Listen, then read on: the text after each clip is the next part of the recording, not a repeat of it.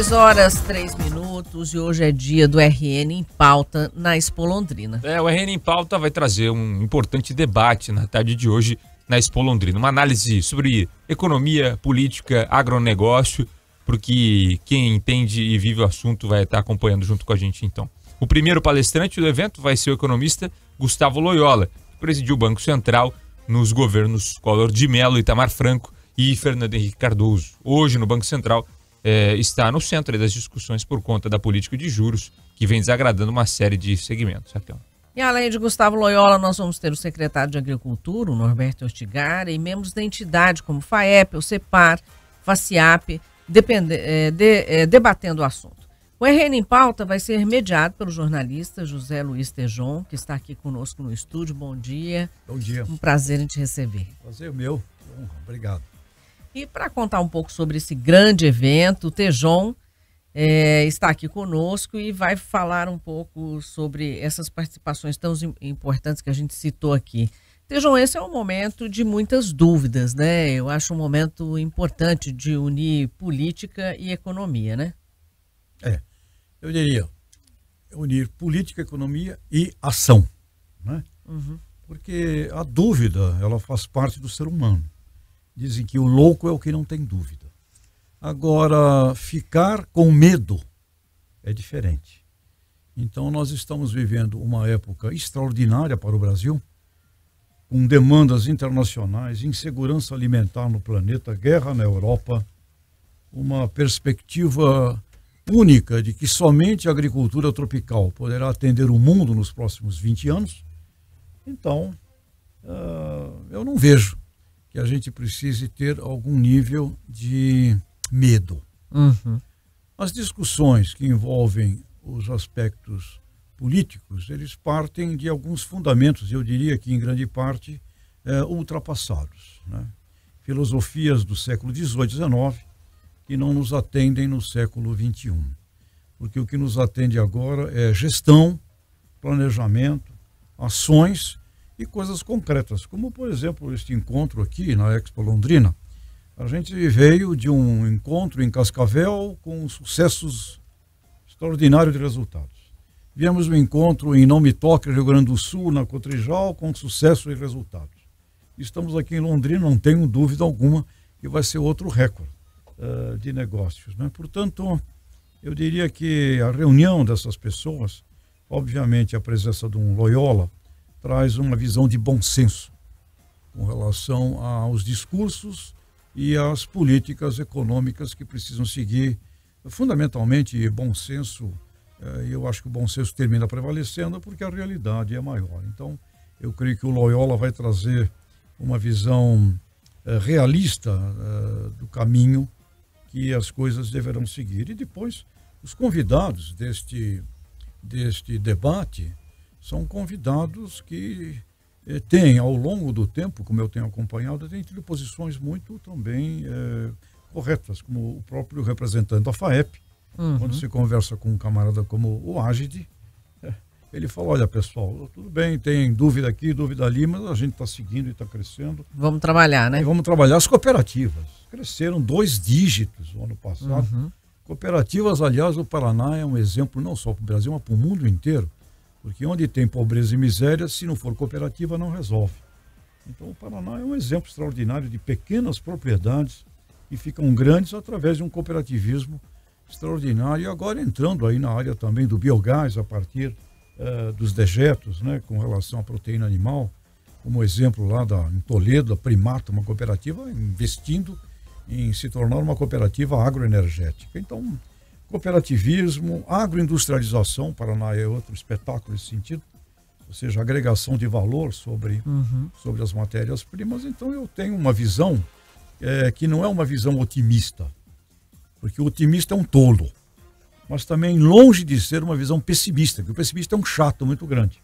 Eu diria, repito muito, Ariano Suassuna, escritor paraibano, que ele dizia: eu sou um realista esperançoso. Então, acho que este nosso encontro aqui na Expo Londrina, com essas pessoas envolvidas, e também queria parabenizar, por exemplo, nós temos aí um representante da FACIAP, que é algo importantíssimo, né? A reunião do setor industrial, comercial, de serviços da agropecuária, porque isso é agronegócio. Sim, unir os setores, né? Trabalhar em conexão.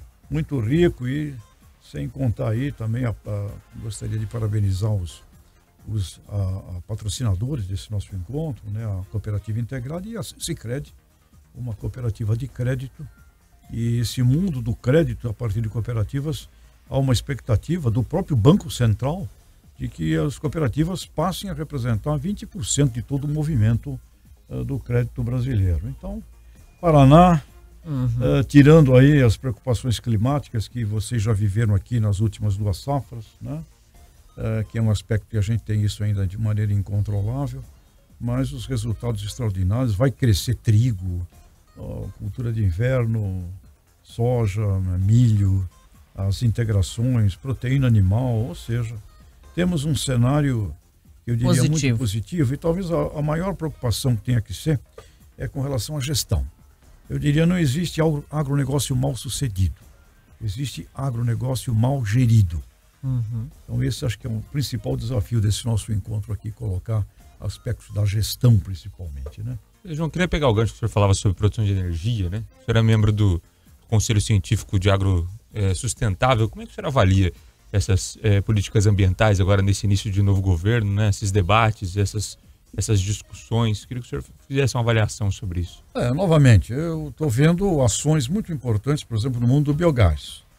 O mundo do biogás é um mundo de aproveitamento dos dejetos, principalmente da área da proteína animal, se transforma em biometano, se transforma em bioeletricidade, se transforma em biofertilizantes, e isso é um movimento que tende a ser gigantesco.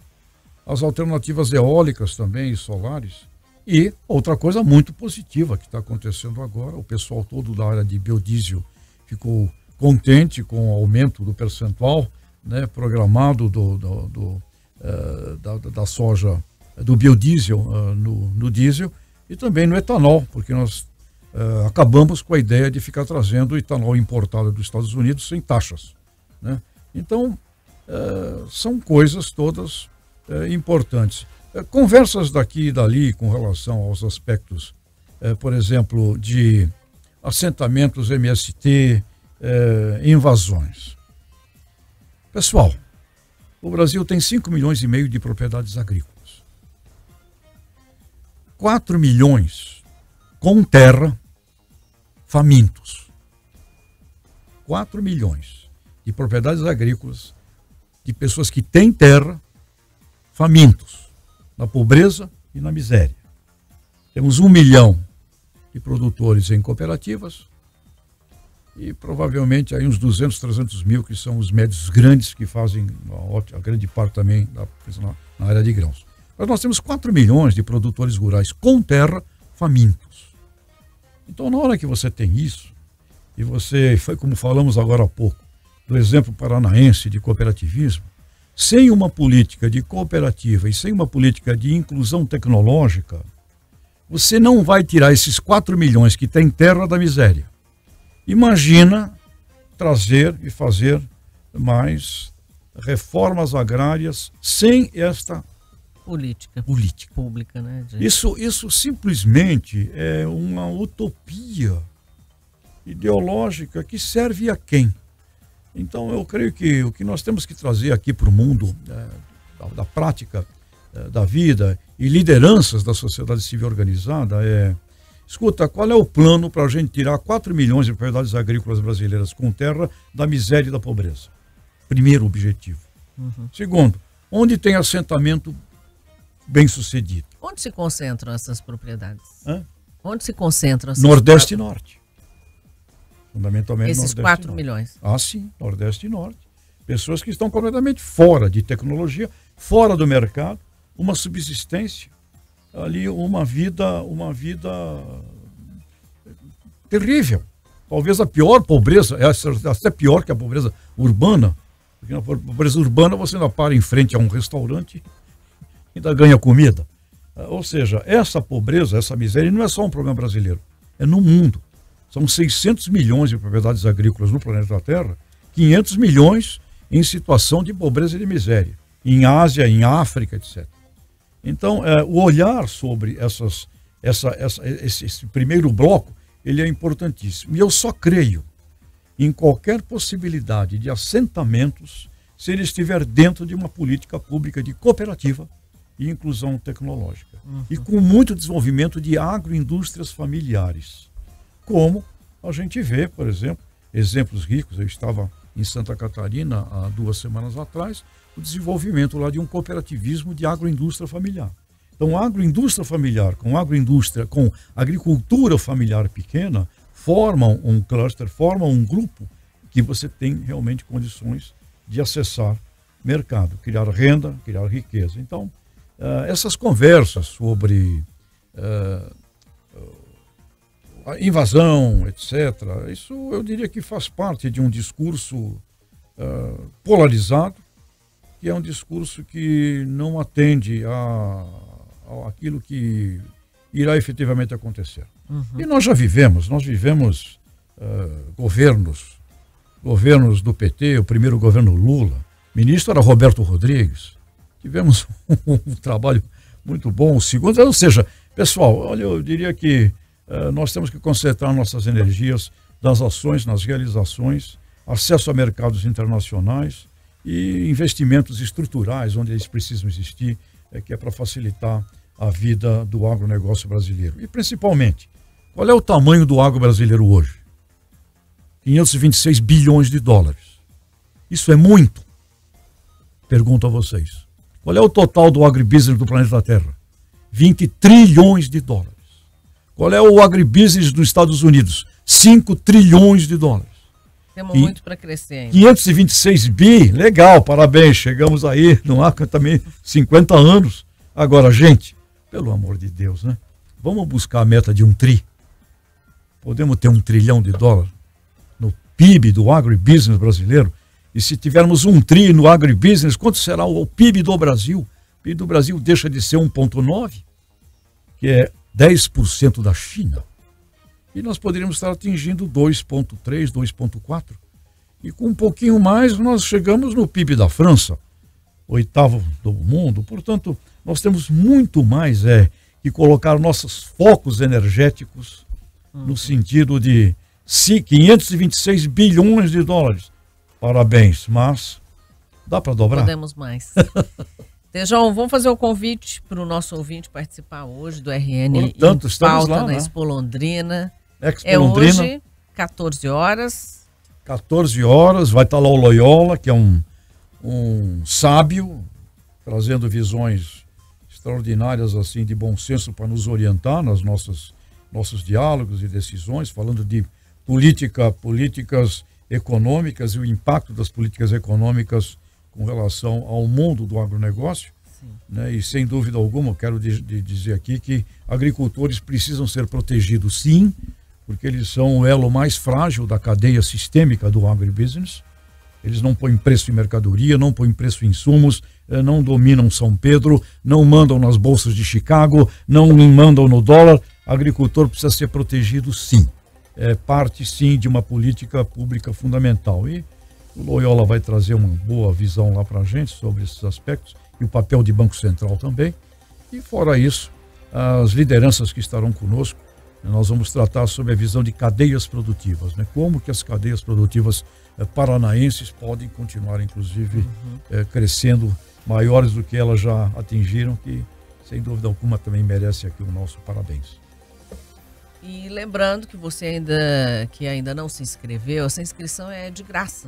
É só você entrar, só que você tem que entrar lá no site www.ingressonacional.com.br/evento, localizar o RN em Pauta e fazer a sua inscrição. Então, 14 horas, Gustavo Loyola conosco, o Tejão vai estar mediando todo esse debate, ele trazendo essa realidade aí econômica e o viés político e também discutindo todas as cadeias, como o Tejão já citou, um time de peso. E teremos aí muitas novidades, muitas coisas para pensar, para refletir, né? E trazer para essas ações. Muito obrigado, Tejão. Sucesso aí no evento. Espero vocês lá. Até lá. A gente que agradece mais uma vez a participação, reforçando então, hoje o José Luiz Tejão, que está junto com a gente, vai mediar o debate com a presença do Gustavo Loyola, ex-presidente do Banco Central, o Norberto Ortigara, secretário de Agricultura e Abastecimento do Paraná. Também o Jeffrey Klein, que é coordenador técnico e econômico do sistema FAEP. O Fernando Moraes, presidente da FACIAP. E José Ricken, que é presidente da OCEPAR. Todos participando então desse debate na Expo Londrina a partir das 2 da tarde, a partir das 14 horas. Aqui, ó.